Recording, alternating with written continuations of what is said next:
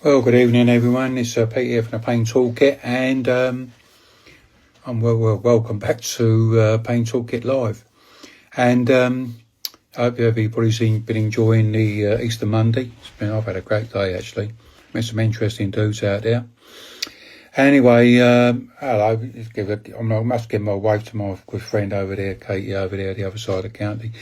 Hey, listen, I put a question out yesterday on all of my platforms, and the question was that I'll read it out to you. So I have a question for healthcare professionals who have been around for some time, perhaps coming to the end of their careers. So what one piece of advice would you give the younger generation of healthcare providers starting out in healthcare? And I've been really surprised. I copied in Keith Meldrum, Keith Meldrum, I work with on the Pain Toolkit conferences. And I said to him, check this out, because I've been really, really surprised. I've got to be honest with you, I didn't think I was going to get any replies. But I have. And I think it's such an important thing because, I'll get called an old timer now because I've been doing this for a few years, etc. An old timer, I know I'm an older dude anyway, but I don't mind that. But I think, me and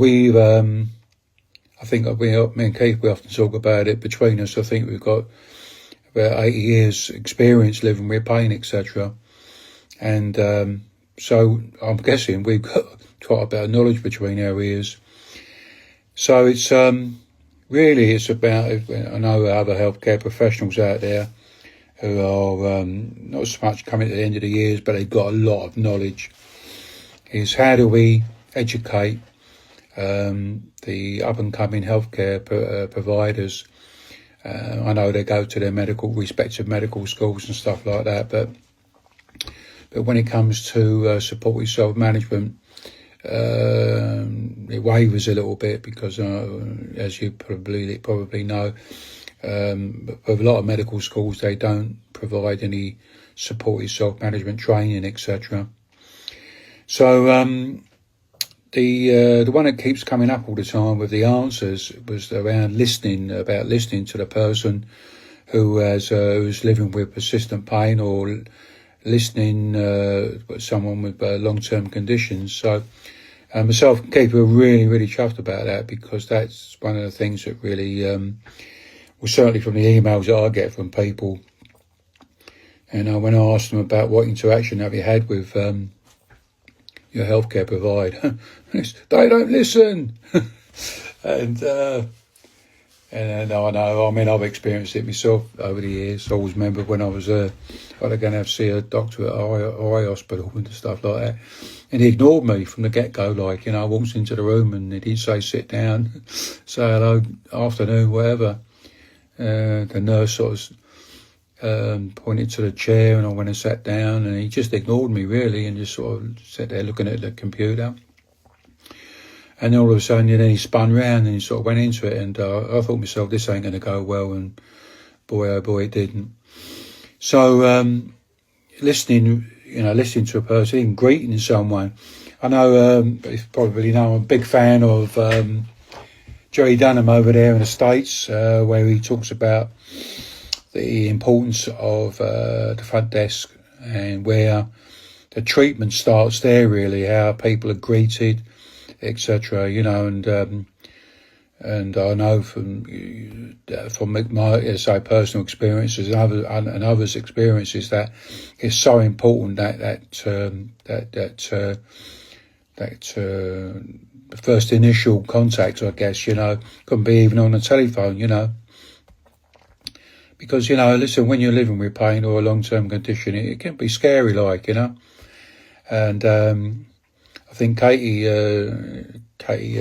Frost over there talk about, I know she's watching me at the moment, I don't know if she wants to join me at all, but she can do, but she, how it can be a bit scary. And so that have that listening, that sort of compassion, etc. That's another word that sort of keeps cropping up. But anyway, I'd like to hear what you got to say. What piece of advice would you give someone who's just starting out? Hello, does she want to join me on walk? Oh, Katie said she would join me, but she's walking. That's okay. Anyway, perhaps another time. But what piece of advice, if you're an experienced healthcare professional, healthcare provider, what one piece of advice would you give the younger generation who's just coming through? Because I know, listen, we've all, as we've been working through this supported self-management job we do, we've all got experiences in one way or another. It's how do we pass that on? And that's how I see myself really as now in the back end of my working life. It's about how do I pass my skills and knowledge on to other people? How do I pass the baton on, as I call it? A little bit like in a relay race, I guess. So I'd be interested to know what a piece of advice or suggestions you would give someone.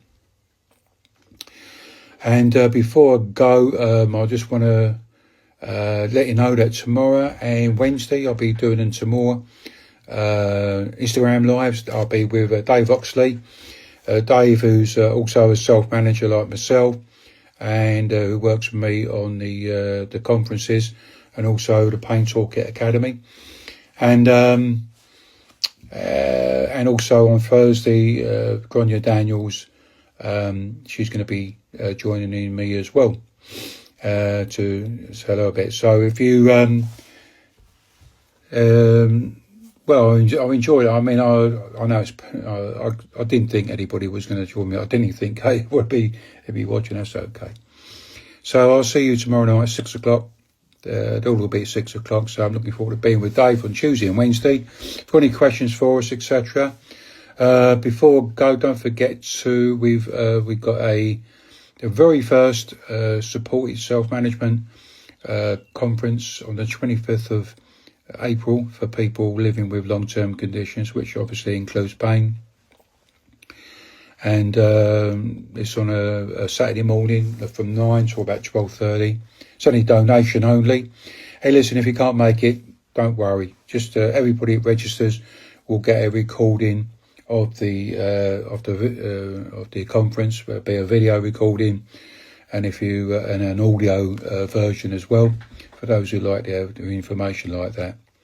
So anyway, take care, everyone. I'll see you tomorrow night at 6 o'clock. Be there or wear flares, as they say. And I don't know where you are in the world, but I'm looking out my window and the old sun is still beaming through that window. I'm digging it. So guess where I'm going? Yeah, I'm going to go and sit in the garden. Take care. I'll see you soon. Ciao.